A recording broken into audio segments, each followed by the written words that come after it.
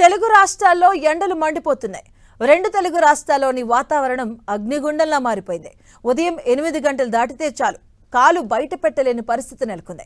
మధ్యాహ్నం అయితే మరీ దారుణంగా ఉంటుంది.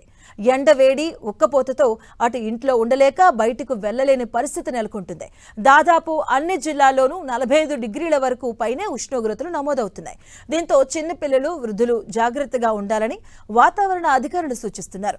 మరోవైపు ఎండ వేడి నుంచి ఉపశమనం పొందేందుకు తగిన చర్యలు తీసుకోవాలని తెలిపారు. తెలంగాణలో ఎండలు మండిపోతున్నాయి. ఆదిలాబాద్, ఖమ్మం జిల్లాలో అత్యధిక ఉష్ణోగ్రతలు నమోదయ్యాయి. ఆ రెండు జిల్లాల్లో దాదాపుగా 45 డిగ్రీల ఉష్ణోగ్రతలు నమోదవ్వగా మిగతా జిల్లాల్లో 40 నుంచి 44 డిగ్రీల టెంపరేచర్ నమోదైంది. ముఖ్యంగా మధ్యాహ్న సమయంలో ప్రజలు పలు జాగ్రత్తలు తీసుకోవాలని అధికారులు సూచిస్తున్నారు. చిన్నారులు వృద్ధులు బయటికి రాకుండా చూసుకోవాలంటున్నారు. ఇక మరోవైపు ఏపీలో కూడా భానుడు తన ప్రతాపాన్ని చూపిస్తున్నాడు. మధ్యాహ్నం అయితే చాలు అత్యధిక ఉష్ణోగ్రతలు నమోదవుతున్నాయి.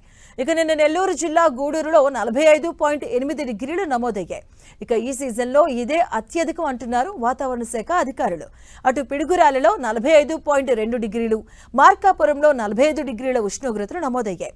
రాష్ట్రంలోని పలు మండలాల్లో 41 డిగ్రీలకు పైగా ఉష్ణోగ్రతలు నమోదవుతున్నాయి.